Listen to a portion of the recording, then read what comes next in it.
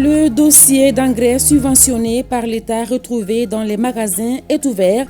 Les jugements sont programmés les 24 septembre et 1er octobre 2024 dans les tribunaux de grande instance de Sikasso et Koutiala.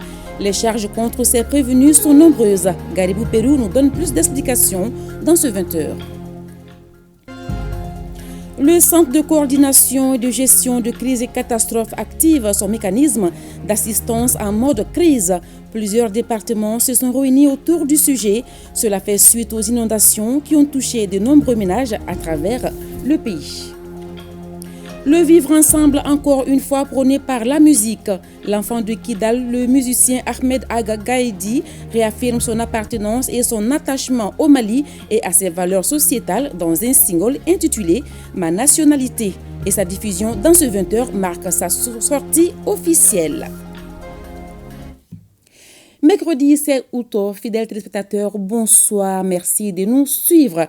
Le Conseil des ministres est réuni aujourd'hui en session ordinaire au Palais de Koulouba sous la présidence du chef de l'État, le colonel Assimi Goïta. Nous allons en parler un peu plus tard avec Ibrahim Djombeli. Et d'ici là, rendons-nous à la primature. Le Premier ministre a successivement reçu le collectif des candidats maliens au 22e concours d'agrégation du CAMES, le secrétaire général de la Fédération internationale des sociétés de la Croix-Rouge et du Croissant-Rouge, la présidente du groupement des associations des femmes Faro de Koulikoro, ainsi que le président de la coalition contre la partition du Mali, membre du M5 RFP. Mamari Kone et Aliou Touré nous font le point de toutes ces rencontres. Conakry, la capitale guinéenne, abrite du 4 au 15 novembre prochain le 22e concours d'agrégation des sciences de la santé du Conseil africain et malgache pour l'enseignement supérieur CAMES. Cette année, 51 candidats maliens de l'Université des sciences, des techniques et des technologies de Bamako prendront part au concours. Le collectif des candidats maliens est venu faire partager avec le Premier ministre les enjeux et défis de la participation malienne. Nous savons qu'en participant à ce concours, nous représentons le Mali. Et représenter le Mali aujourd'hui, tout le monde sait ce que ça veut dire. Ça veut dire réussir dans cet environnement représenté par plusieurs pays. Nous savons que l'État fait beaucoup autour du concours, à travers la logistique pendant le concours qui n'a jamais fait défaut. Les déplacements sont assurés, la restauration est assurée. Le problème se trouve aujourd'hui au niveau de la période de préparation. De plus en plus, nos maîtres nous demandent de les visiter dans la sous-région et nous apprécions beaucoup parce que nous apprenons beaucoup.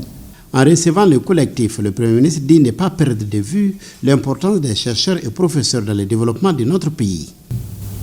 Il dit tout ce qu'on fait pour les chercheurs, les enseignants dans notre pays, on leur a fait pour nous-mêmes. Donc ce que je vous demande, les doléances que vous avez posées là, mettez ces équipements dont vous avez besoin pour aller faire la recherche, là, pour aller au concours, sur un papier. Combien ça fait? Vous allez lui remettre. Il va me donner. Moi, je vais voir qui de droit. Et je ferai l'avocat pour. Le Premier ministre a ensuite reçu le secrétaire général de la Fédération internationale des sociétés de la Croix-Rouge et du Croissant-Rouge, accompagné par une délégation de la Croix-Rouge malienne. Au centre des échanges, les activités de cette organisation humanitaire internationale et la consolidation de la collaboration avec les populations vulnérables. Le principal objectif de ma visite, c'est de connecter avec nos amis de la Croix-Rouge du Mali. Nous avons eu des discussions pour développer l'action humanitaire au Mali à cause du fait qu'il y a des besoins énormes dans ce pays. New Delhi, la capitale indienne, s'apprête à abriter un forum international sur la culture, l'assainissement et les industries à l'intention des femmes leaders d'Afrique et du monde. La présidente du groupement des associations des femmes Faro de Koulikoro, point focal de cette activité au Mali, est venue échanger avec le Premier ministre sur les enjeux d'une telle rencontre. Je dois organiser un forum avec les femmes leaders de pays africains proches de nous. Là où on va partir faire le forum, ça c'est en Inde. Donc c'est pour que les Indiens connaissent notre culture.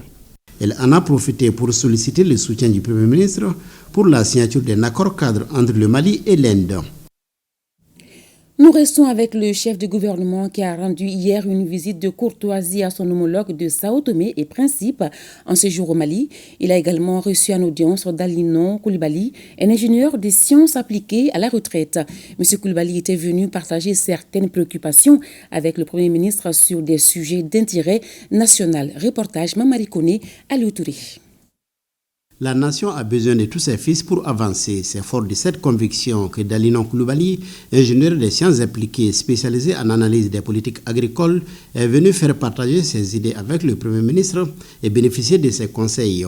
Je passe le clair de mon temps à réfléchir et à écrire. Et c'est cette réflexion qui m'a amené à produire un livre intitulé « Mon pays sera un Eldorado ». Ce livre est aujourd'hui dans les archives de la Bibliothèque nationale. Toujours dans le sens de mes réflexions par rapport à la démocratie, j'ai décrit un modèle de démocratie qui doit être propre à l'Afrique et aux pays les moins avancés d'une façon générale. Présent à Bamako pour présenter ses condoléances suite au décès de son beau-père, Dr Sidi Yaya Touré, le Premier ministre de Sao Tomé et Principe a reçu la visite de son homologue malien, accompagné par le ministre de la Refondation de l'État, chargé des relations avec les institutions.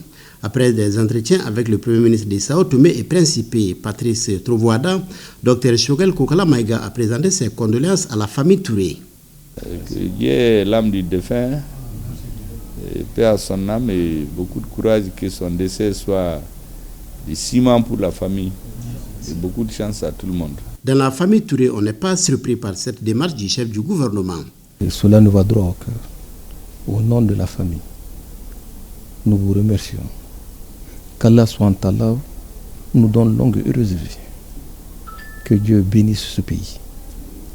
Et qu'Allah soit Allah vous dote de toutes les ressources morales, intellectuelles, physiques, matérielles, spirituelles, afin que vous puissiez mener ce bateau dans la confiance, dans la dignité et dans l'honneur. Rappelé à Dieu à l'âge de 82 ans, Dr Sidi Yaya Touré aura été une figure emblématique de la médecine malienne. Il a marqué son époque par son engagement indéfectible envers le bien-être de ses patients, selon les témoignages. Les membres de la Commission des finances, de l'éducation, de l'économie du plan, de la promotion du secteur privé et des industries étaient ce matin à l'usine malienne des produits pharmaceutiques UMPP. Les visiteurs sont allés s'enquérir des conditions de travail de l'usine. Le constat des membres du CNT est qu'il reste encore des défis à relever pour l'atteinte des objectifs. Youssouf Jakité, Omar Katraouri. Les membres de la Commission des finances, de l'économie, du plan, de la promotion du secteur privé et des industries sont à l'usine malienne des produits pharmaceutiques. Il s'agit de toucher du doigt les activités de relance de l'usine en question qui est chargée de la production et de la commercialisation de certains produits pharmaceutiques. L'UMPP est en phase de relance depuis mai 2023. Alors dans cette phase de relance, nous sommes confrontés quand même à certaines difficultés, notamment la vétusté des équipements. Nous avons travaillé ensemble, ils nous ont proposé des solutions et ils nous ont fait des recommandations pour qu'on puisse s'améliorer. La délégation du CNT, en visitant la chaîne de production de l'usine malienne des produits pharmaceutiques, s'est véritablement rendu compte de l'immensité des défis à relever pour l'opérationnalisation réelle de l'usine. Nous avons pu recenser beaucoup de difficultés auxquelles est confrontée vraiment l'entreprise. Et avec l'équipe, on se fera le devoir de concocter tous ces problèmes à rencontrer et au vu de ces problèmes, faire des propositions de solutions à la partie gouvernementale pour permettre à l'usine de fonctionner à merveille. Tous sont arrivés à la conclusion qu'il faut renforcer les capacités financières et organisationnelles de l'UMPP pour qu'elle puisse atteindre sa vitesse de croisière. Le Conseil national du crédit s'est réuni du 1er au 6 août dernier au siège de la BCA au Mali. Deux sujets étaient à l'ordre du jour, à savoir la dynamisation du secteur informel et l'inclusion financière. Le ministre de l'économie et des finances, président du Conseil national du crédit, a précisé que le taux de croissance est proche de la moyenne communautaire. On l'écoute au micro de Alousseni Touré. Globalement, par rapport à la situation d'ensemble de la zone UMOA, nous Nous sommes réjouis du taux de croissance dans la zone qui s'établit autour de 4%, un taux d'inflation maîtrisé autour de 3% et un taux de déficit budgétaire qui est légèrement autour de 4% également. Quand nous prenons le Mali est encore à des niveaux assez intéressants.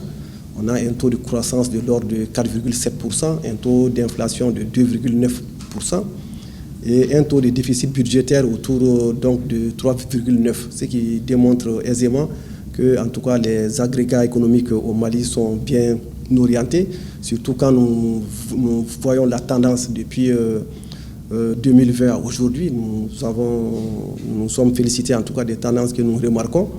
Il y a toujours des efforts à faire et les efforts à faire, c'est justement au niveau du financement de notre économie. Nous nous sommes rendus compte que les taux d'intérêt sont en train de s'élever de plus en plus.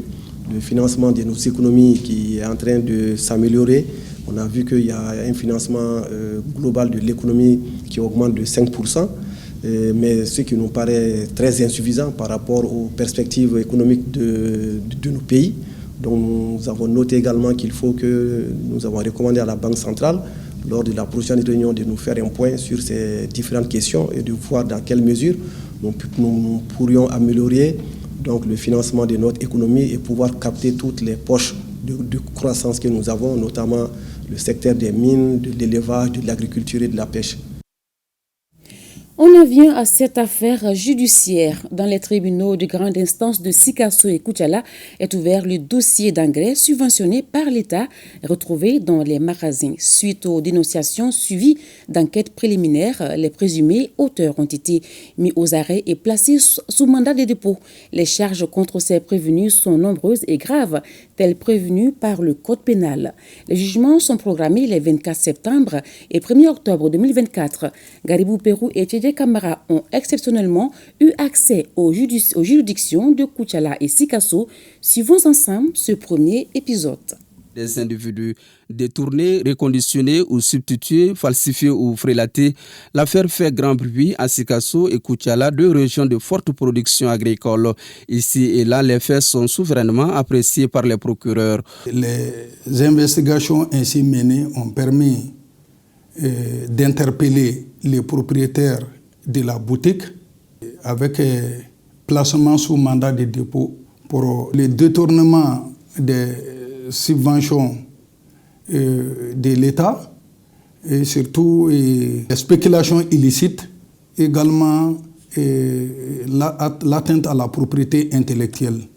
L'atteinte à la propriété intellectuelle est une infraction prévue et punie par l'article 248 du Code pénal. Et quant à la spéculation illicite, c'est bien l'article 278 du même code qui la prévoit et la réprime. Le procureur a apprécié souverainement les faits qui semblent constituer ce délit-là, délit de spéculation illicite sur le prix alors des marchandises, notamment de l'engrais subventionné. Les poursuites ont été engagées et le dit commerçant fut placé sous mandat de dépôt. Conduit devant les procureurs, poursuivis par voie de citation directe avec placement sous mandat de dépôt, les présumés auteurs d'infractions, de délits ou crimes attendent les audiences. L'audience du fonds est programmée pour le 24 septembre 2024. Entre-temps, les prévenus nous avaient saisi d'une demande de mise en liberté qui a été examinée à l'audience du 30 juillet passé mais rejetée. Ce prévenu qui est placé sous mandat de dépôt, alors il jouit de toutes les garanties procédurales, bénéficie également de la présomption d'innocence. Ça veut dire que sa culpabilité à ce stade de la procédure n'est pas établie. Cette culpabilité sera établie par la juridiction de jugement. Certainement le 1er octobre 2022-2024. Les conséquences liées au détournement d'engrais subventionnés sont considérables à tout point de vue. L'État a voulu aider les paysans en subventionnant l'engrais Et si il faut que certaines personnes mal intentionnées détournent cette subvention-là de sa destination, vous voyez comment ça peut nuire à l'économie nationale et même éventuellement même à l'autosuffisance alimentaire. Pour qui connaît le pouvoir d'achat de l'agriculteur malien, cette pratique néfaste est de nature vraiment à le priver vraiment de l'engrais au moment opportun. Un véritable réseau peut être à l'origine de cette affaire. C'est la raison pour laquelle, en attendant les audiences de fond, les juridictions continuent d'approfondir les investigations. Nous avons par ailleurs instruit à la police d'approfondir les investigations. Et ces investigations, dans les tout prochains jours, feront certainement l'objet d'un procès verbal qui nous sera transmis. Et à partir de cela, nous allons voir quelle suite leur donner. Tous ceux qui s'adonnent à la violation de la loi vont répondre de leurs agissements. Il n'y aura aucune dérogation en cela. Ici à Koutiala, la justice va sévir et de façon rigoureuse parce que ces pratiques frauduleuses-là, tout le monde en est victime. La machine judiciaire est en marche. Elle est déterminée à aller jusqu'au bout. Les traitements réservés à Sikasso, tout comme à Koutiala et partout ailleurs au Mali, sont sans état d'âme. C'est un signal fort que tout le monde doit se soumettre à la rigueur de la loi, règle générale et impersonnelle. L'hivernage bat son plein dans notre pays. On assiste ainsi à des pluies diluviennes provoquant souvent des inondations qui engendrent d'importants dégâts.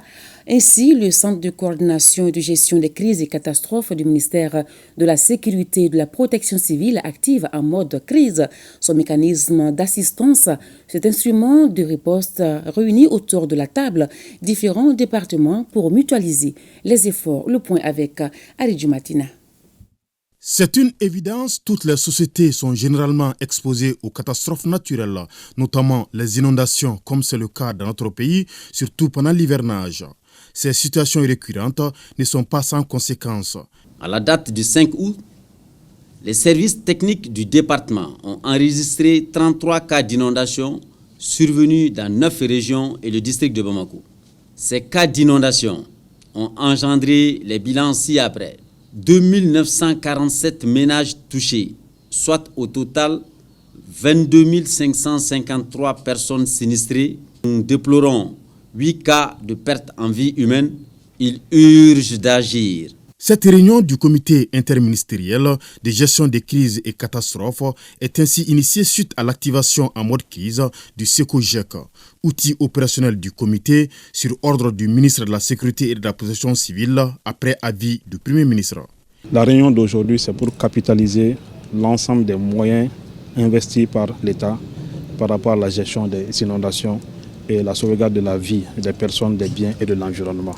Au-delà de ça, nous avons avec nous des services qui interviennent et qui ont des actions en termes de prévention. Et ces actions en termes de prévention sont capitalisées par nous, qui permettent à ce que nous puissions encore continuer d'agir. L'objectif de la réunion, c'est pour que chacun à son niveau et de sa compétence vraiment peut apporter l'aide qu'il peut en fonction de leurs compétences, jouer leur partition par rapport à l'atténuation de la situation. En plus du ministère de la Sécurité et de la Protection civile, les autres services techniques impliqués dans la réponse aux catastrophes sont aussi mis à contribution en fonction de leur mission régalienne, cela conformément aux dispositions du plan Orsec, un document réglementaire qui coordonne des secours sous une autorité unique. Gao est aussi sous les eaux. La ville a enregistré une forte quantité de pluie samedi dernier. Elle a causé des dégâts matériels énormes dans plusieurs quartiers. Quelles dispositions mettre en place pour réduire les effets des inondations dans la ville? Aliou Idrissa Maïga et Alassane Ahmadou de l'ORTM Gao sont allés à la rencontre des citoyens. Suivons. Nous sommes dans une rue et non au fleuve comme on peut l'imaginer. La forte pluie que la ville de Gao a enregistrée a carrément bloqué le passage dans les rues. Certaines maisons sont entourées par l'eau, d'autres sont même tombées avec des dégâts matériels énormes. Dans ma maison, pour traverser, c'est un problème. Nous avons dormi même dans l'eau. On a vraiment des problèmes à Gao parce qu'il il n'y a pas de passage pour que l'eau passe. Nous avons vraiment peur. Il y a des carrés où les gens versent des déchets, l'eau n'arrive pas à passer. Vraiment, il faut que les gens prennent des précautions par rapport à ça. Ici, c'est mon atelier. Nous étions au dehors quand le bâtiment est tombé. Il y a eu des dégâts matériels, mais je remercie le bon Dieu parce que personne n'est blessé ici.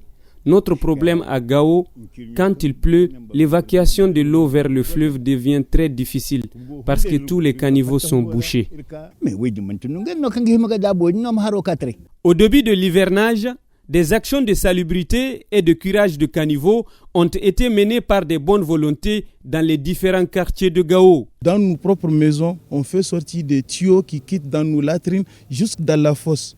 Et les saletés qui sortent dans nos maisons, c'est dans la fosse. Et on se permet aussi de construire les fosses. Il y a des gens, ils mettent même des carreaux sur cette fosse. On a vu des gens qui ont construit des escaliers au sein même de la fosse pour sortir.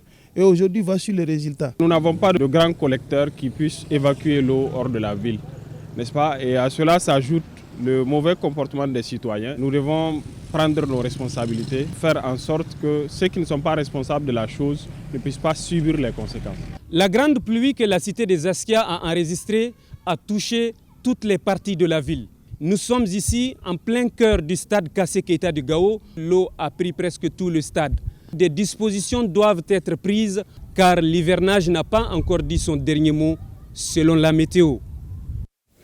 Toujours à l'intérieur du pays, rencontre entre la commission de rédaction de l'avant-projet de la Charte pour la paix et la réconciliation nationale et les forces vives des régions de Douanza, Bandiagara, Mopti, Tombouctou et Taoudéni. Les contributions de ces régions vont enrichir le document final de l'avant-projet de la Charte. Les reportages de Aminata Touré à Mopti et Idrissa Goulou Sissoko à Tombouctou.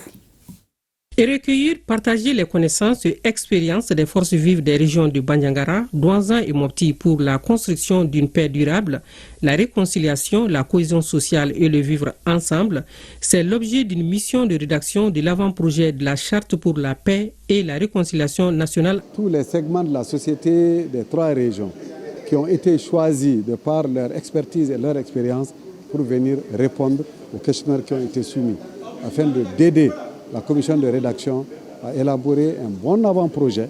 Autorité, légitimité traditionnelle, confession religieuse et les personnes et ressources ainsi que la société civile ont répondu favorablement aux questionnaires qui ont été mis à leur disposition à travers les travaux du groupe. Aujourd'hui, on a traité des questions fondamentales de cohésion sociale, entre autres.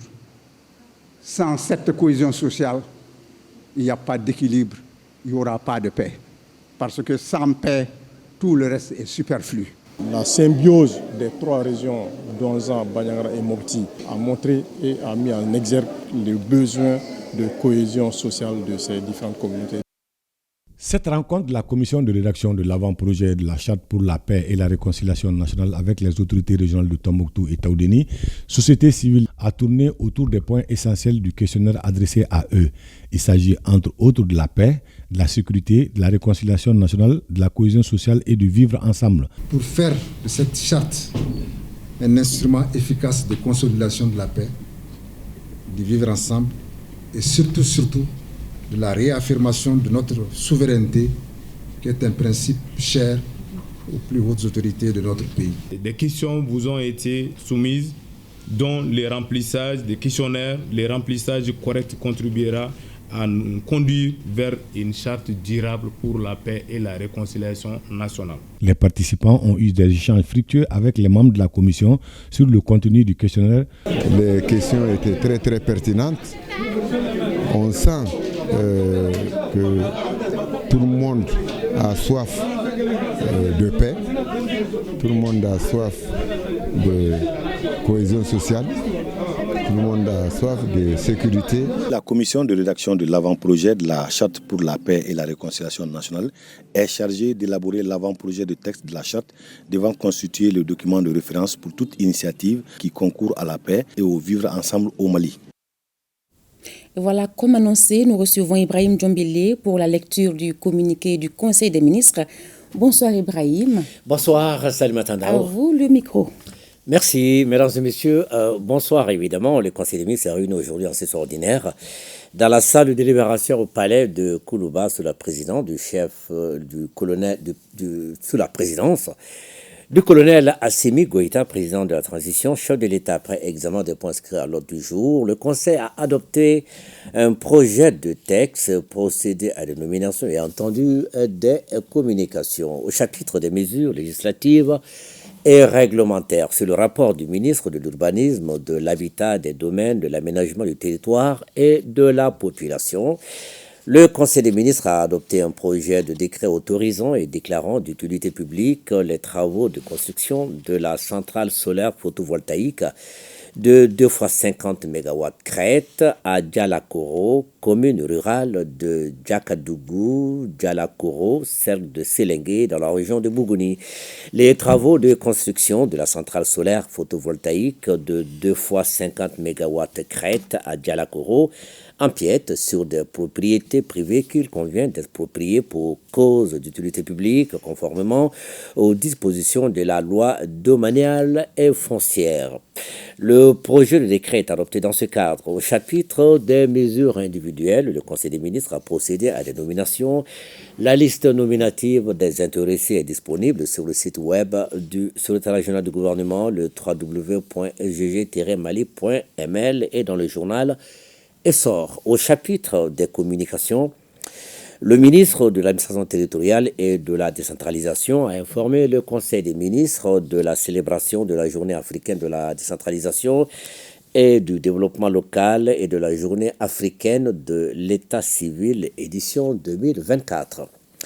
Dans le cadre de la promotion de la gouvernance locale, l'Union africaine a adopté à Malabo le 27 juin 2014 la Charte africaine des valeurs et des principes de la décentralisation, de la gouvernance locale et du développement local, célébrée le 10 août de chaque année. Le Mali a ratifié la dite charte suivant la loi numéro 2016-64 du 16 décembre 2016.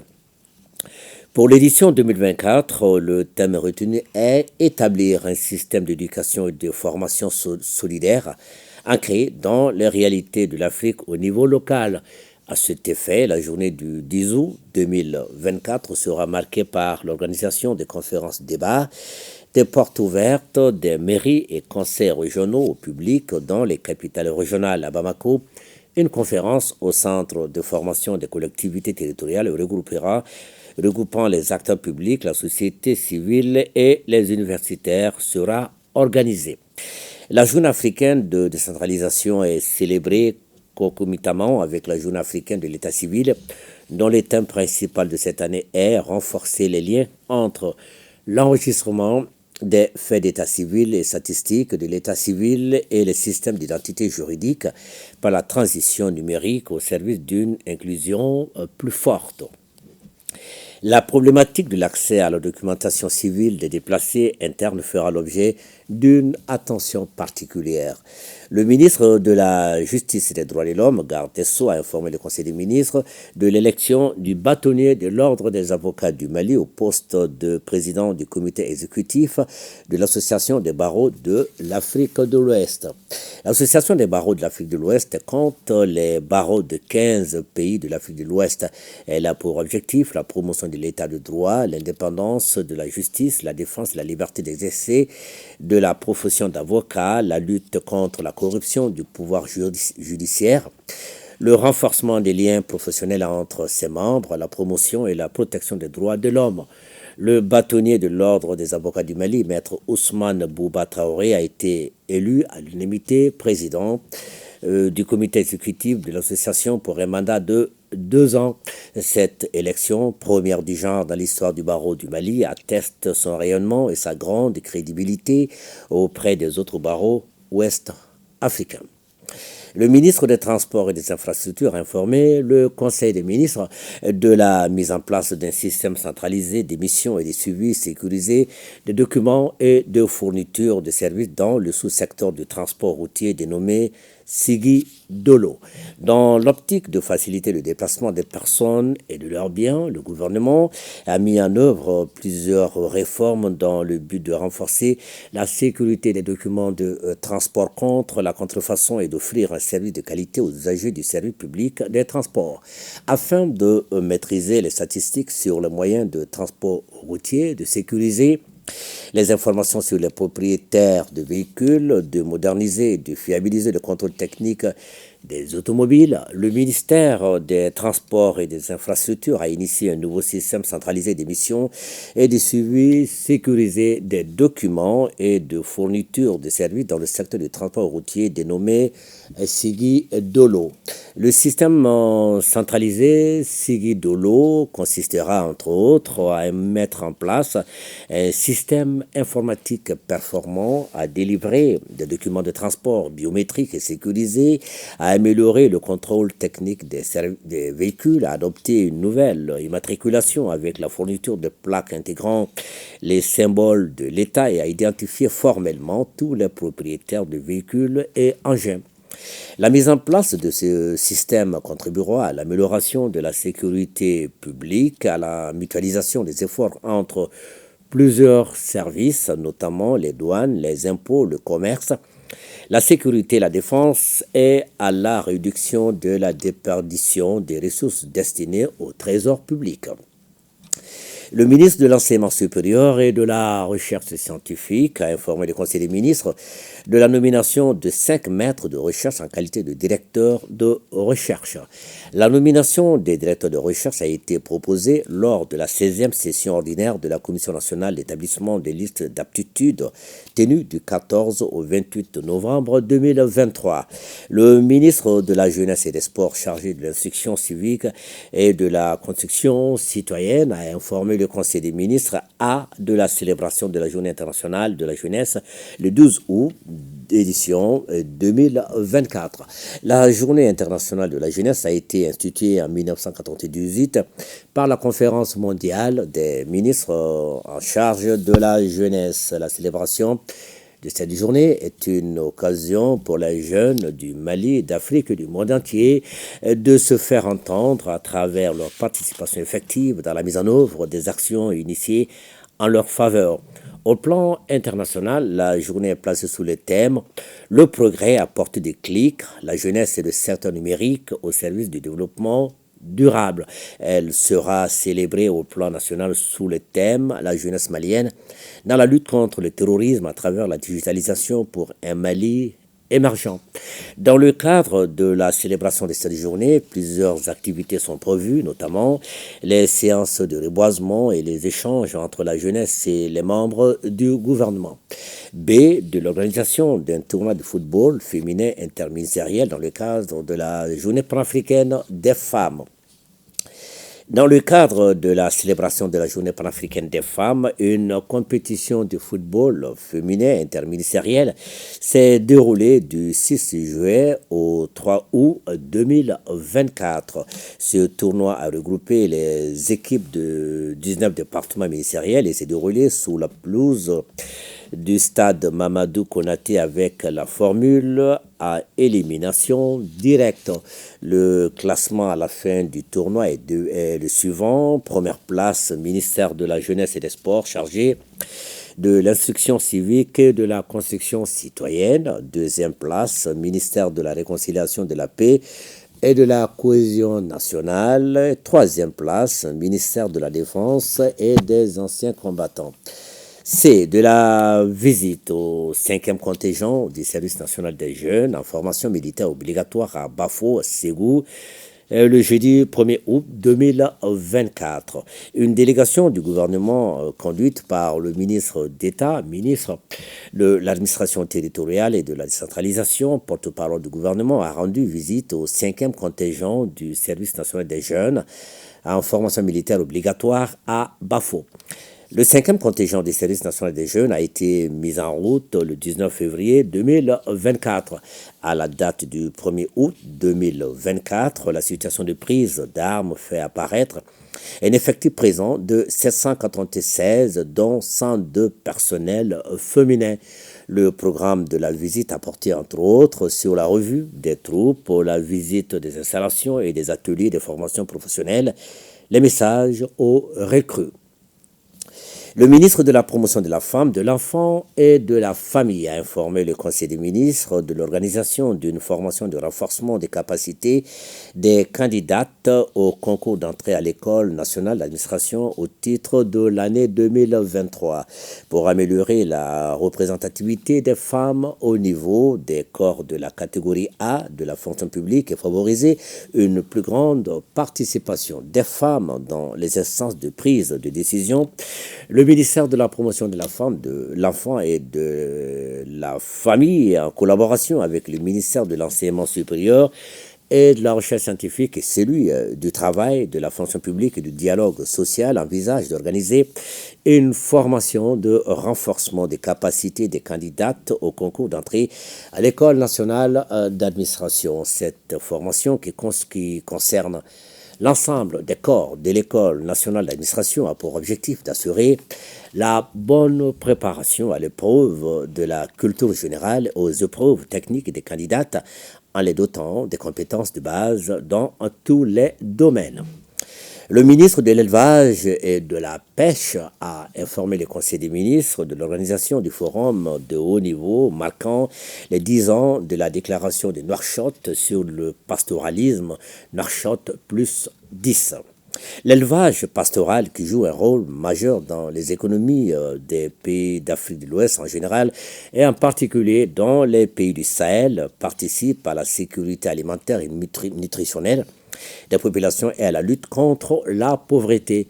10 ans après l'engagement de la conférence régionale de Djamena, il est apparu opportun de faire le bilan de la mise en œuvre des grandes orientations des chefs d'État à travers le forum du haut niveau intitulé Nouakchott plus 10, prévu du 29 au 31 octobre 2024 à Nouakchott en vue de tirer les enseignements qui s'imposent et dégager de nouvelles orientations stratégiques pour ce secteur. Ce forum a pour objectif de faire le bilan des résultats atteints et des difficultés constatées dans la mise en œuvre de cette initiative dans un environnement sociopolitique et sécuritaire régional qui a fortement évolué et de proposer des réorientations éventuelles face aux enjeux et défis émergents permettant de mieux guider les investissements futurs pour plus de résilience et de productivité dans le secteur de l'élevage dans les pays du Sahel et de l'Afrique de l'Ouest. Le ministre de la Santé et du Développement social a informé le Conseil des ministres de la situation des inondations et des actions entreprises par les services de la santé et du développement social. À la date du 4 août 2024, 52 cas d'inondation ont été enregistrés à travers le pays ayant occasionné des dégâts matériels importants et 4 pertes en vies humaines. Une mission conjointe du ministère de la Santé et du Développement social et du Commissariat à la sécurité alimentaire s'est rendue à Bla le 30 juillet 2024 en vue d'apporter la solidarité gouvernementale. À la date du 5 août 2024, les appuis apportés par l'État et ses partenaires aux sinistrés s'élèvent à 276 78 800 francs en CFA. Ces appuis se présentent comme suit: distribution de 81 943 tonnes de céréales pour 3 438 bénéficiaires, dotation de tous les ménages sinistrés en kit non alimentaire d'une valeur de 16 97 300 francs CFA, transfert monétaire aux ménages sinistrés de montant de 74 millions de francs CFA, installation de cliniques mobiles avec dotation en consommables et médicaments. Les autres cas d'inondation enregistrés n'ont pas occasionné de déplacement massif de personnes. B, de la situation épidémiologique du pays marquée notamment par une stagnation du nombre de cas testés positifs de la maladie à coronavirus par rapport à la semaine précédente, par une augmentation du nombre de cas confirmés de dengue comparé à celui de la semaine écoulée. Le président de la transition chef de l'État a appelé la population au respect des mesures de prévention et de lutte contre les maladies. Et ce sera tout pour ce soir. Salut Matandao, bonne suite. Merci beaucoup. Nous poursuivons cette édition avec cette formation qui a concerné les exportateurs maliens sur les normes et les techniques du commerce international à Ségou. La formation est initiée par l'Agence pour la promotion des exportations du Mali, Apex Mali, en partenariat avec le projet d'appui à la compétitivité de l'économie malienne, PASEM, Fousseni Samake et Bassi Traori. Les techniques et normes de production, les normes de qualité, les techniques du commerce et le marketing international. Tel est le centre d'intérêt de cet atelier de renforcement des capacités des exportateurs maliens sur le commerce international. Qui parle de compétitivité de l'économie malienne, il s'agit d'avoir des acteurs renforcés qui maîtrisent les normes internationales en termes d'exportation, qui maîtrisent les normes en termes de production et qui ont des capacités quand même de faire des bonnes négociations pour pouvoir faire la promotion de leurs produits. Durant 6 jours, les responsables des structures d'appui au commerce vont adapter leurs prestations au marché d'exportateurs à travers les échanges sur les systèmes de commerce multilatéral, les négociations dans le cadre de l'Organisation mondiale du commerce, l'accès au marché, les produits agricoles ou non agricoles, entre autres. Cet atelier a pour objectif de vous fournir les compétences et les connaissances nécessaires pour améliorer vos techniques de production, garantir la qualité de vos produits, maîtriser les rouages du commerce international et élaborer les stratégies de marketing efficaces. Prennent part à cette formation les représentants des structures d'appui au commerce et ceux des organisations frontières venant des différentes localités du Mali. Déclaration de la Maison de la Presse suite à l'attaque terroriste à Tinzaouaten. La Maison de la Presse constate avec regret le traitement tendancieux de l'information relative à cet événement par une certaine presse visant à saper le moral des populations et des FAMA. La Maison de la Presse salue les médias nationaux pour leur professionnalisme et leur sens de responsabilité dans le traitement de l'information face à cette barbarie et les invite à la vigilance pour ne pas tomber dans le piège de la propagande contre le Mali dans un contexte géopolitique complexe. La Maison de la Presse réitère son soutien aux forces de défense et de sécurité, s'incline devant la mémoire de toutes les victimes de l'insécurité au Mali et souhaite prompt rétablissement aux blessés. Les Caïsiens ont une fois de plus manifesté hier dans la Cité des Rails leur soutien sans faille aux FAMA à travers un grand meeting. Ce meeting auquel ont répondu massivement les forces vives du CAI est organisé par l'Association des forces patriotiques de CAI qui condamne avec fermeté l'attaque des groupes terroristes dans la localité de Tinzaouaten. Le compte rendu de Kabadiara. Organisé par l'Association des forces patriotiques des CAI, ce grand meeting a pour seul objectif de réitérer leur soutien aux forces armées de défense et de sécurité suite à l'attaque barbare, lâche et inhumaine des groupes terroristes dans la localité de Tinzaouaten le 26 juillet 2024. De soutenir les forces de défense et de sécurité du Mali qui sont au front depuis des années et actuellement nous faisons face au monde, c'est-à-dire les forces obscurantistes, alors que nous ne ressentons seulement que notre souveraineté et notre sécurité. Nous sommes là pour manifester notre mécontentement face aux déclarations inhumaines, fratricides que l'ambassadeur de l'Ukraine a prononcées sur le territoire sénégalais pour soutenir non seulement les terroristes, mais également pour vouloir s'aimer de la zizanie entre les peuples sénégalais et les peuples maliens. La communauté sénégalaise a, au cours de ce meeting, manifesté son soutien aux FAMA et aux autorités de la transition du Mali. Ici, à Bamako, le ministère de l'Agriculture, à travers la cellule de planification et de statistiques du secteur du développement rural, a animé une conférence de presse sur les grandes articulations du recensement général de l'agriculture 2024. Objectif, enregistrer des entreprises agricoles professionnelles avec une cartographie clairement définie. Explication avec Issouf Dakité et Alou Kone. Professionnaliser le secteur agricole afin d'avoir des entreprises agricoles qui répondent aux normes. Voici le message de cette conférence de presse organisée par le ministère de l'Agriculture à travers la cellule de planification statistique du secteur du développement rural. Il s'agit de partager avec la presse les grandes articulations du recensement général de l'agriculture 2024. Il y a 5575 agents qui ont été recrutés, répartis à travers les 19 régions plus les districts de Bamako. Donc ils doivent servir dans toutes les localités, dans tous les villages, dans tous les hameaux, et pour non seulement capter les exploitations familiales, mais aussi les entreprises agricoles. Notre département, le ministère de l'Habitat et de l'Urbanisme, a été impliqué pour atteindre un objectif de connaître la position exacte, la superficie, la contenance, je vais dire, de chaque parcelle tenue par les paysans sur l'ensemble du territoire national. La finalité du recensement général agricole, c'est même pour les agriculteurs eux-mêmes. Le fait de savoir qui est agriculteur, qui fait quoi, où est-ce qu'il se trouve, quels sont ses besoins et qu'est-ce qu'il faut faire pour satisfaire ses besoins, je crois qu'in fine, c'est pour améliorer leurs propres conditions de vie.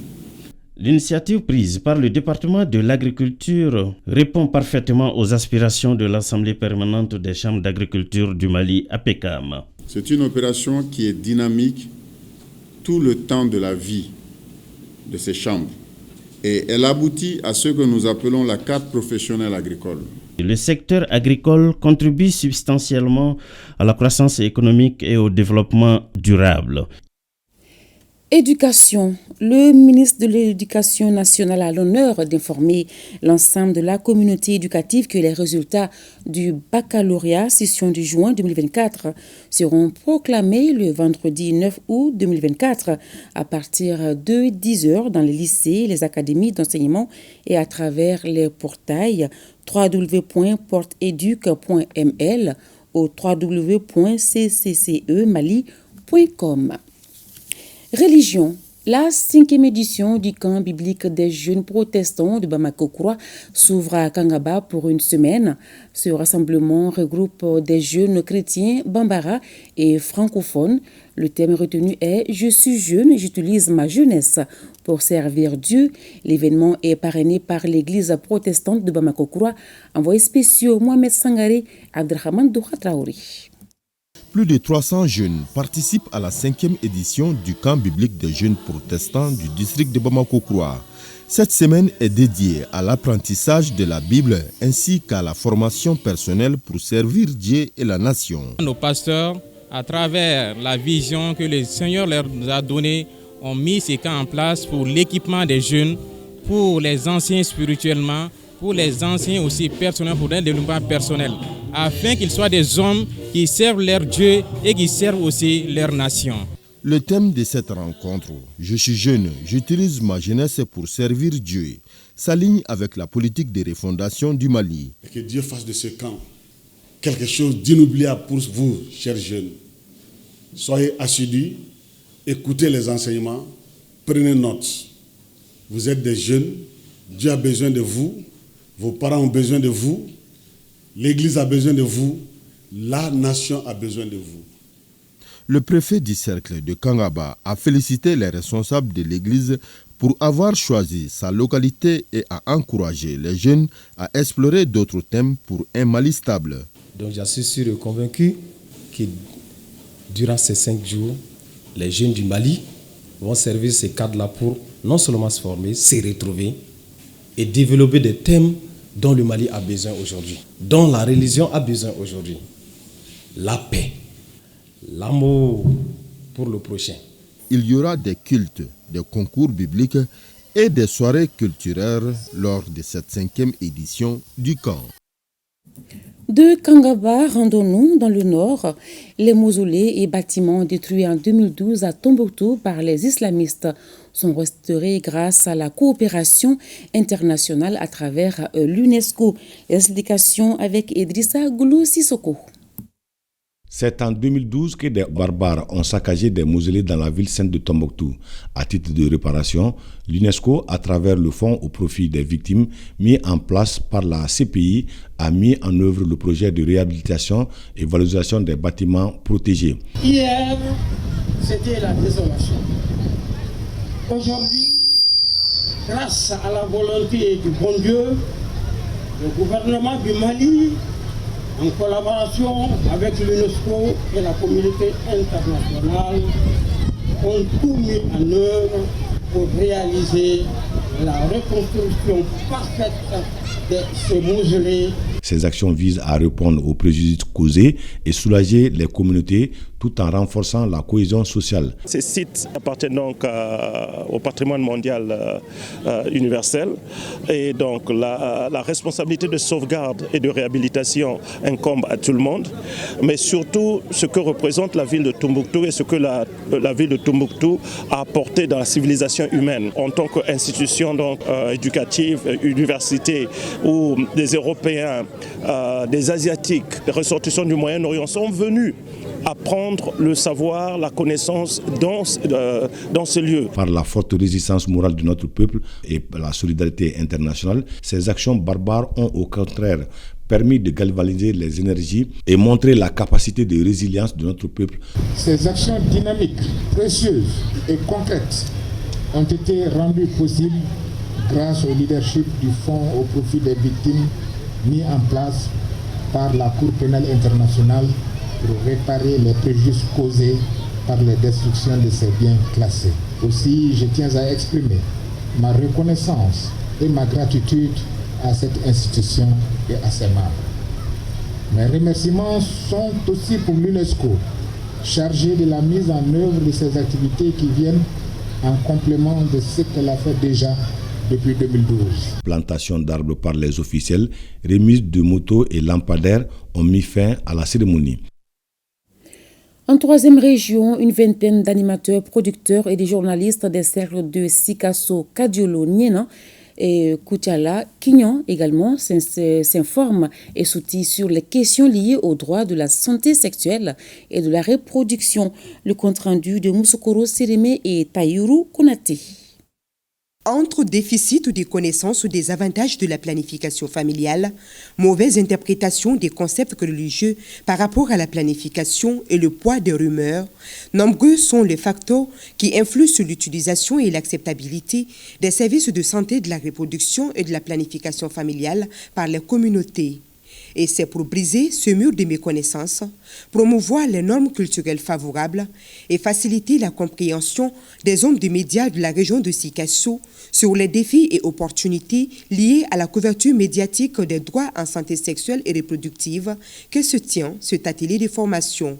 La communication est un vecteur essentiel dans l'offre de services. C'est pourquoi nous voulons associer les hommes de médias à notre combat pour vraiment accentuer la demande et aussi à rendre disponibles les services de la santé et de la reproduction. En tant qu'homme de médias, vous avez un rôle à jouer à travers votre capacité à transmettre le bon message pour une meilleure compréhension du public, de traiter de manière éthique et sensible les questions complexes liées à la santé sexuelle et à la reproduction. La session, qui dure ainsi 4 jours, aborde les thématiques, concepts de la santé et de la reproduction, ceux des droits sexuels, les genres journalistiques et le traitement des sujets sensibles en matière de droits de la santé sexuelle et de la reproduction. Ils sont une vingtaine de journalistes et d'animateurs producteurs des organes de presse membres de l'URTEL et de l'ORTM à bénéficier de cette session. Les hommes de médias, la plupart qui évoluent dans les radios communautaires ont appris sur l'État. Donc pour ça, nous avons besoin d'être formés, surtout sur des questions comme la santé sexuelle, permettre aux journalistes de mieux véhiculer, de mieux informer. La formation sera sanctionnée par l'élaboration d'un plan d'action opérationnel sur la création de la demande et des interventions de changement social et des réseaux médias autour des questions liées aux droits de la santé sexuelle et de la reproduction.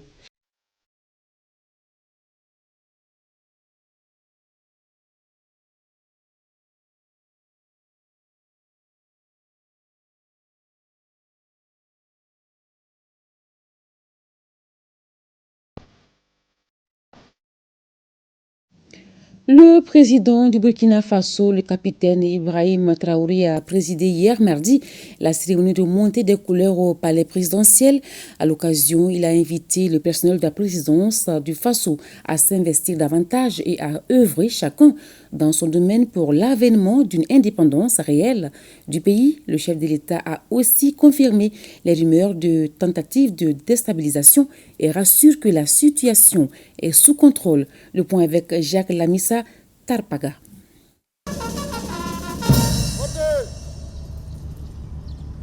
Le président du Faso, le capitaine Ibrahim Traoré, confirme ce mardi les rumeurs qui circulent il y a quelque temps faisant état de tentatives de déstabilisation du régime en place. Le système de surveillance et de veille a permis de pister les commanditaires et même de mettre aux arrêts certains d'entre eux. Ils sont aidés dans leur projet de déstabilisation par des officines basées à l'extérieur selon le chef de l'État. Les opérations devraient principalement commencer en fin mai. Ça devait consister donc à une guerre de communication intense contre notre pays, ce que vous avez suivi. En plus de cela, il devait y avoir donc une guerre informatique également. Nos systèmes informatiques devraient être attaqués pour créer un blackout. En plus de ça, il y a une guerre économique souple, qui ne dit pas son nom, que nous avons aussi su contenir. Plusieurs projets d'attaque de points sensibles ont été planifiés. L'autre phase, c'était donc des assassinats ciblés qui ont été aussi planifiés. Et ensuite, les attaques de masse devraient avoir lieu donc au sein des FDS, mais surtout des attaques lâches qui devraient avoir lieu dans les villes et qui avaient pour cible principale donc les agents de la veille citoyenne que vous connaissez sous le nom de Waï. Et l'assaut final devrait donc avoir lieu à travers un recrutement, si je peux dire ainsi, d'agents à l'intérieur donc de nos rangs. Certaines personnes ont été arrêtées dans cette subversion, dans les projets d'attaque, environ une dizaine, malheureusement, de personnels FDS qui ont été arrêtés avec des complicités avérées en lien avec les terroristes. Nous maîtrisons la situation, a dit le chef de l'État. Il entend agir comme il le faut dans l'intérêt supérieur du Burkina Faso. Le président Ibrahim Traoré s'exprimait ainsi à l'occasion de la cérémonie de montée des couleurs à la présidence. C'est aussi un moment de rétrospection au lendemain de la célébration de l'avènement de la Révolution démocratique populaire le 4 août 1983, mais également du 5 août 1960, date de la proclamation de l'indépendance de la Haute-Volta.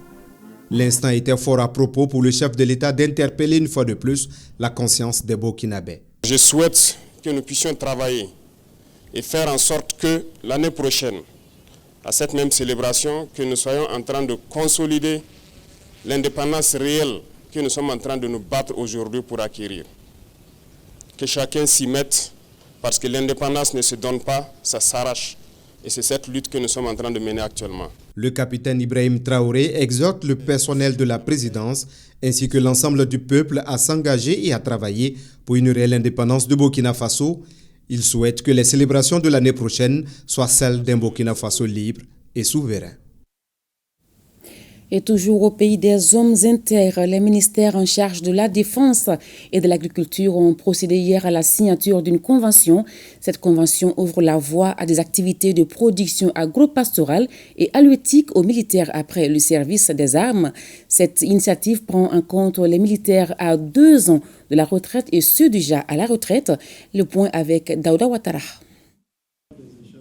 Des signatures qui scellent un protocole entre le ministère de la Défense et celui en charge de l'agriculture dans bien de domaines. Le département de Ismaël Sombier s'engage à assurer le renforcement des capacités techniques et opérationnelles des militaires, leur installation dans la production, la transformation et la commercialisation des produits agro-pastoraux et halieutiques.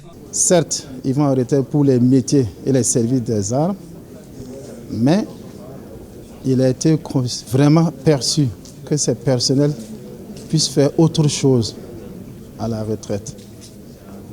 C'est pour ça que le gouvernement a été vraiment saisi de l'affaire et en a pris les décisions de faire en sorte que les militaires aient droit d'avoir un congé de reconversion et que les gens seront dans les différents corps de métier aussi qui peut être à leur bénéfice.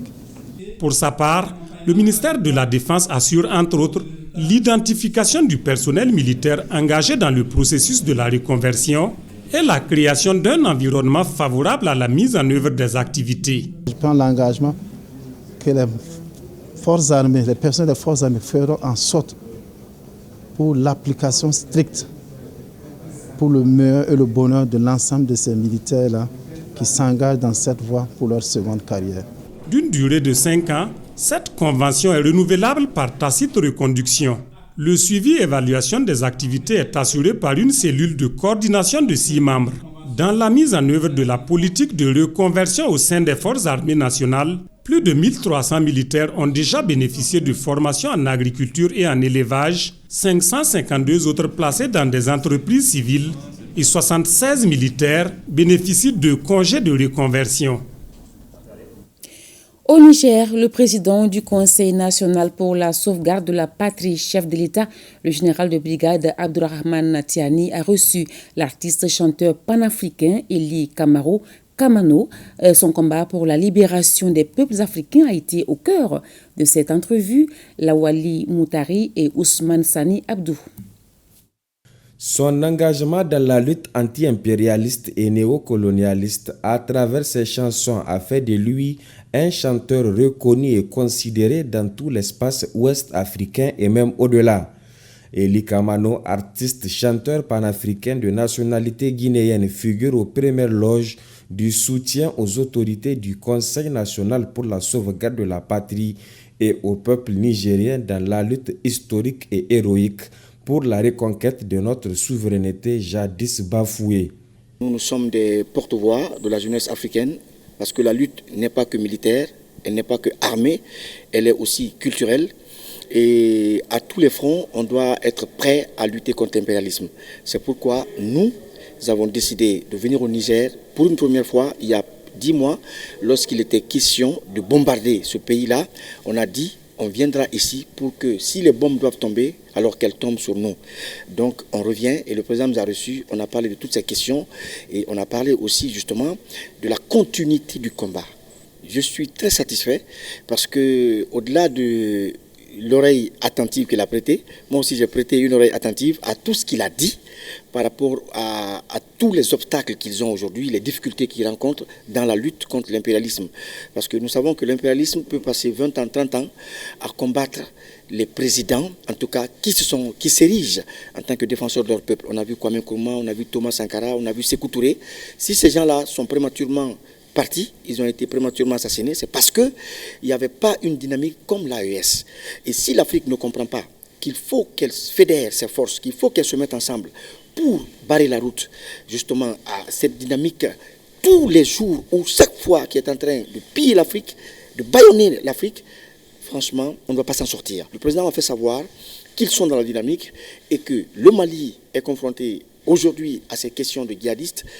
Le Niger sera là, le Burkina sera là. Tant que le Niger sera confronté aussi aux questions sécuritaires, le Burkina et le Mali seront là. Et c'est cette Afrique que nous voulons, c'est de cette Afrique que nous rêvons. Eli Kamano, toujours en se confiant à la presse, a félicité le Niger et l'ensemble des pays de l'AES pour la prouesse réalisée dans l'affirmation de leur souveraineté au profit des peuples du Sahel dignes et stoïques.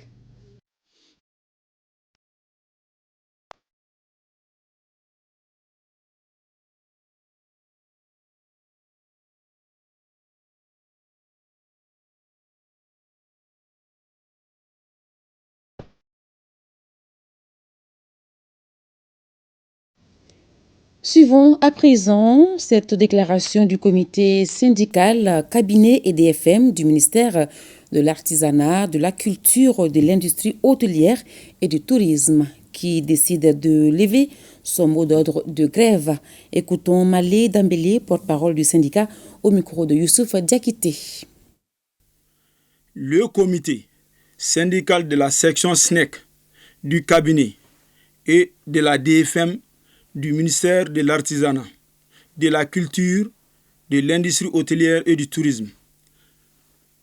Après échange avec le ministre de l'Artisanat, de la Culture, de l'Industrie hôtelière et du Tourisme, constatant des avancées notoires dans la mise en œuvre des principaux points d'accord, notamment l'engagement pour la satisfaction de la plupart des points de revendication.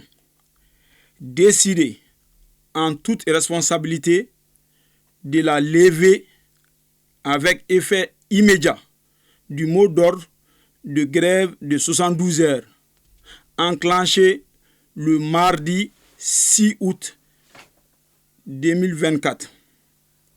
Le bureau de comité syndical félicite et remercie l'ensemble des travailleurs pour leur militantisme responsable et les invite en conséquence à reprendre le travail le jeudi à partir de 7h30.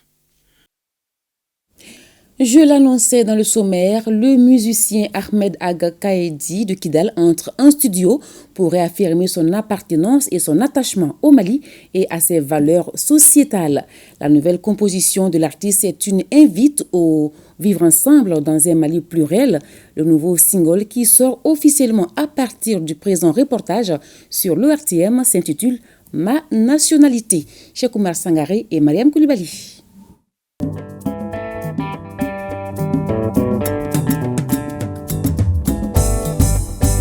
Installé à Bamako depuis le début de la crise, Ahmed Aga Kaidi œuvre constamment à divulguer les messages de paix et du vivre ensemble dans ses chansons.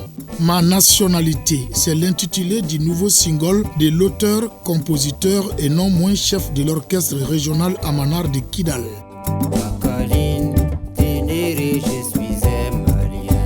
Dans cette nouvelle composition, Ahmed Aga Kaidi dit en refrain « Akaline, Ténéré, je suis un Malien. Ma devise, c'est un peuple, un but, une seule foi. » Ma devise, c'est un peuple, un but, une seule foi. Ceux qui sont maliens, ceux qui sont contre les Mali sont connus. Alors je me suis dit que c'est une bonne idée de faire cette chanson, de la sortir pour la population qui n'a pas la chance de comprendre tout cela. Cette population qui dès qu'elle voit un Touareg avec un turban, elle a d'autres idées en tête. Je me suis dit que c'est le moment actuellement vraiment de faire sortir cela pour éviter des amalgames. Les Dogons, et ce sont mes petits cousins. De Koulibaly, et ce sont les plus grands cousins. Les gens, ils ont donné cette belle étiquette d'un pays de cousinage, un pays de tout, mais on n'en profite pas tellement. Nous, par exemple, avec les Dogons et les Koulibaly, c'est un cousinage naturel. C'est les grands-parents qui l'ont installé, on ne peut pas l'enlever. Dans ce nouveau single, Ahmed s'insurge contre l'amalgame à travers ses mots. Le turban, c'est la culture des hommes du nord du Mali. Le turban, ce n'est pas une nationalité en soi.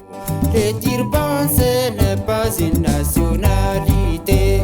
Mon papa a commencé à enseigner le 1er octobre 1959.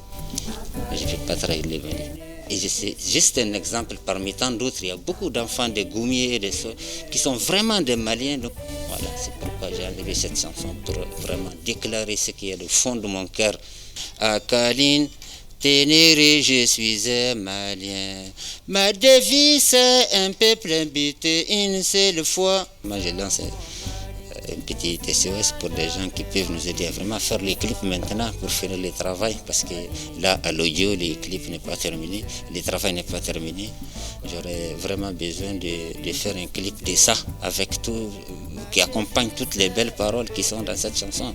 Ce single vient rallonger la liste des contributions de Ahmed à la sauvegarde du tissu social et à l'union sacrée autour de la mère patrie, le Mali.